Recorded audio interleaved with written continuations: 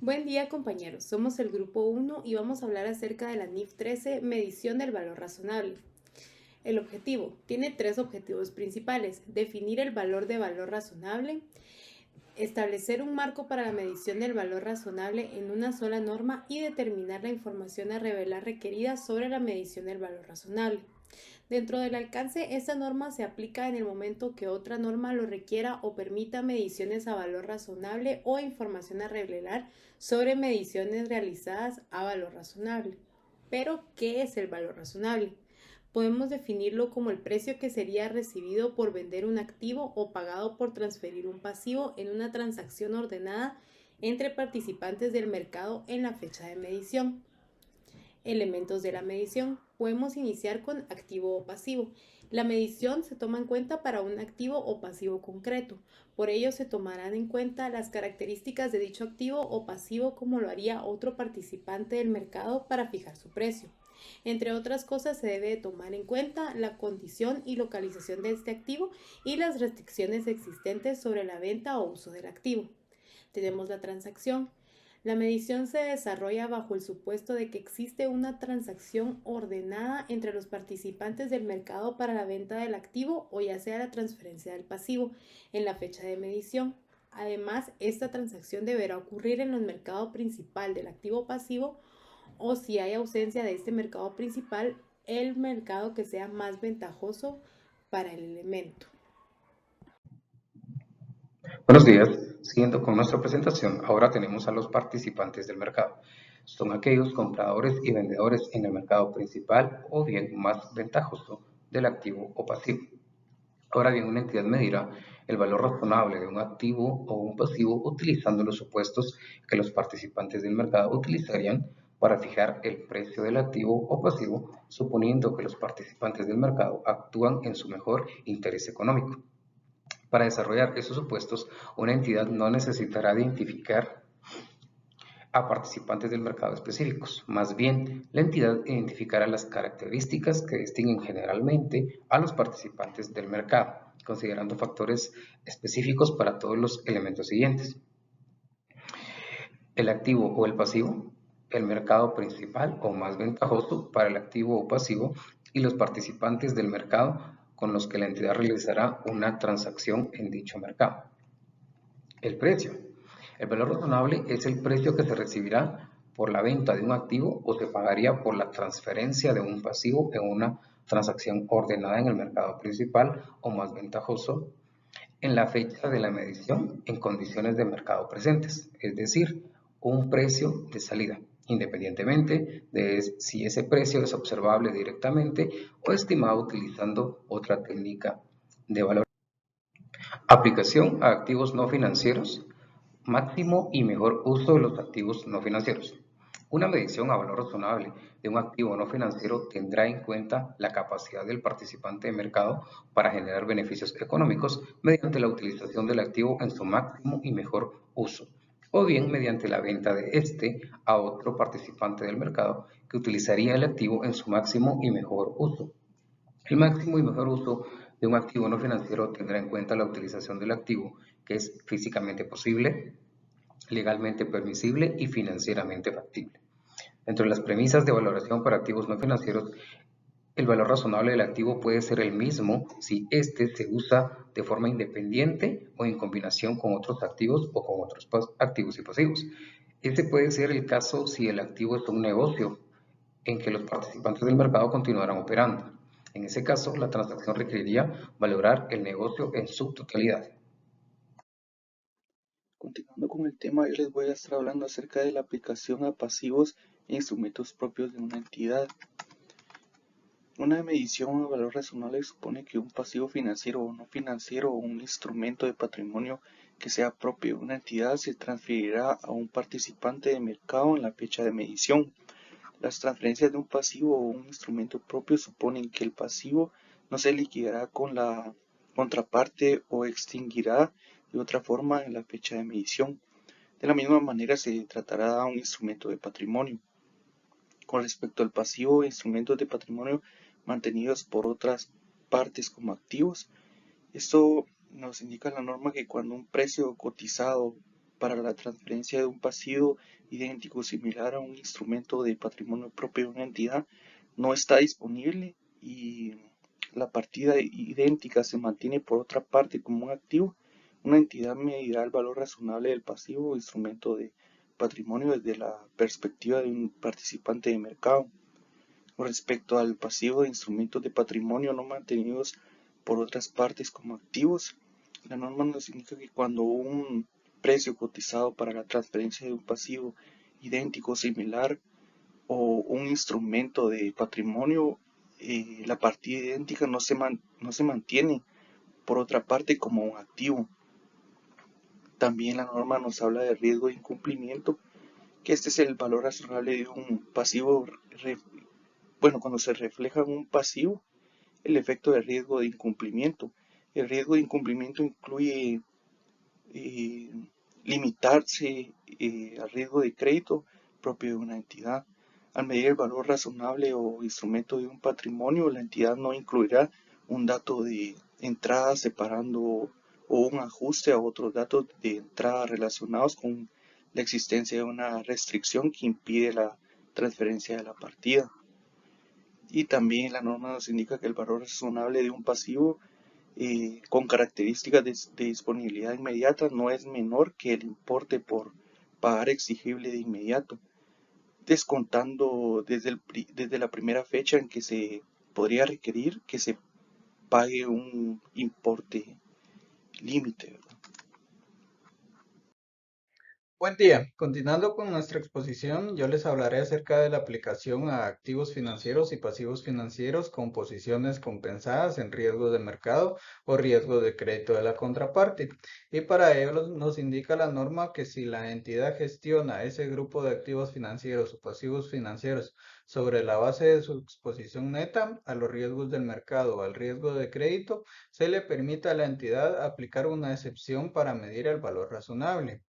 Y pues la entidad podrá utilizar la excepción solo si la misma lleva a cabo todo lo siguiente. Número 1, gestiona el grupo de activos financieros y pasivos financieros sobre la base de la exposición neta de la entidad de un riesgo de mercado concreto o riesgos, o al riesgo de crédito de una contraparte concreta de acuerdo con la gestión del riesgo documentado o a la estrategia de inversión de la entidad. También si proporciona información sobre esa base, sobre el grupo de los activos financieros y pasivos financieros al personal clave de la gerencia. Y también se le requiere o ha elegido medir esos activos financieros y pasivos financieros a valor razonable en los estados de situación financiera al final de cada periodo sobre el que se informa. Cabe mencionar que las excepciones no conciernen la presentación de los estados financieros y que también la entidad deberá realizar una decisión sobre sus políticas contables de acuerdo con la NIC 8.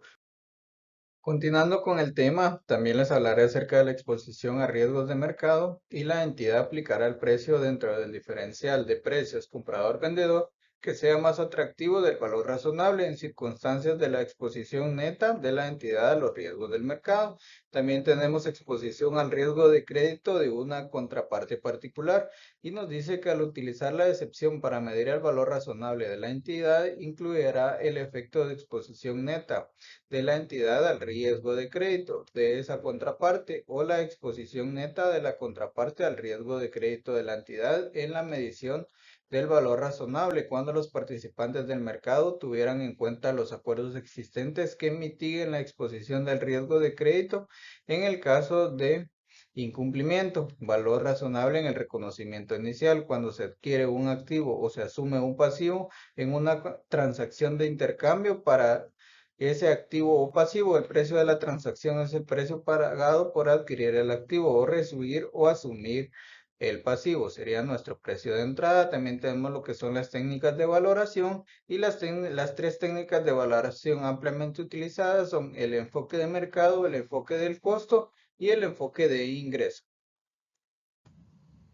Hola, buenas tardes. Mi nombre es Vanessa Cárdenas y yo les voy a mencionar un poco sobre los datos de entrada para las técnicas de valoración, así como los datos de entrada basados en precios de comprador y vendedor. Entonces, la NIF 3 establece principios generales generales para la selección de datos de entrada en las técnicas de valoración utilizadas para medir el valor razonable. Se espera que las técnicas maximicen el uso de datos observables relevantes y minimicen el uso de datos no observables. Ahora bien, con los datos de entrada basados en precios al comprador y vendedor, si existen precios cotizados en mercados activos, una entidad debe utilizar esos precios sin ajustes. Y si hay precios comprador y vendedor, se utiliza el precio más representativo del valor razonable. Ahora bien, les voy a comentar un poco sobre la jerarquía del valor razonable.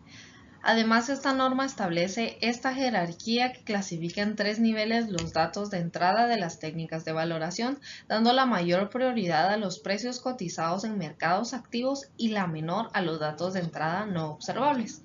En algunos casos, los datos de entrada pueden clasificarse en diferentes niveles, pero la medición completa se clasifica en el mismo nivel que el dato de entrada de nivel más bajo significativo para la medición completa. Se debe tener en cuenta la relevancia del dato de entrada para la medición completa. La jerarquía prioriza los datos de entrada de las técnicas de valoración, no las técnicas de valoración. En resumen, los datos de entrada de nivel 1 son precios cotizados en mercados activos para activos o pasivos idénticos a los que la entidad puede acceder en la fecha de medición. El énfasis dentro del nivel 1 se pone en la determinación del mercado principal y en si la entidad puede realizar una transacción al precio de ese mercado en la fecha de la medición. En general, una entidad no realizará ajustes a los datos de entrada del nivel 1, pero puede medir el valor razonable utilizando un método de fijación de precios alternativos. Continuando con la exposición, hablaremos sobre los datos de entrada a nivel 2. Estos demuestran los precios distintos a los que cotiza el mercado y son observables para un activo pasivo, directa o indirectamente. Los datos de entrada incluyen los siguientes elementos: precios cotizados para activos y pasivos similares en el mercado activo, precios cotizados para activos y pasivos idénticos o similares en el mercado que no son activos, datos de entrada distintos de los precios cotizados que no son observables para el activo pasivo, y datos de entrada corroborados por el mercado. Datos de entrada a nivel 3 son datos no observables. Se basan en supuestos y la mejor información disponible de la empresa o la entidad que informa. Debemos tomar en cuenta que una entidad desarrollará datos de entrada no observables utilizando la mejor información disponible en estas circunstancias, que puede incluir datos propios de la entidad. Al desarrollar datos de entrada no observables, una entidad puede comenzar con sus propios datos, pero ajustará esos datos si la información disponible indica razonablemente que otros participantes del mercado utilizarían datos diferentes o hay algo concreto en la entidad que no está disponible para otros participantes del mercado. Información a revelar. Una entidad revelará información que ayude a los usuarios de los estados financieros a evaluar los objetos de información, las revelaciones sobre jerarquía y las revelaciones adicionales por jerarquía nivel 3. Los objetos de información pues revelarán información que permita a los usuarios evaluar ambos aspectos, tanto para activos y pasivos medidos al valor razonable sobre una base recurrente o no recurrente después del reconocimiento inicial. Las técnicas de evaluación e información utilizadas. Y también para mediciones recurrentes a valor razonable que usan información significativa no observable, esto para el nivel 3, en el efecto de las mediciones en pérdidas y ganancias y otras partidas de la utilidad integral. Asimismo, revelará el modelo del valor razonable al final del periodo y para partidas no recurrentes las razones para usar el valor razonable.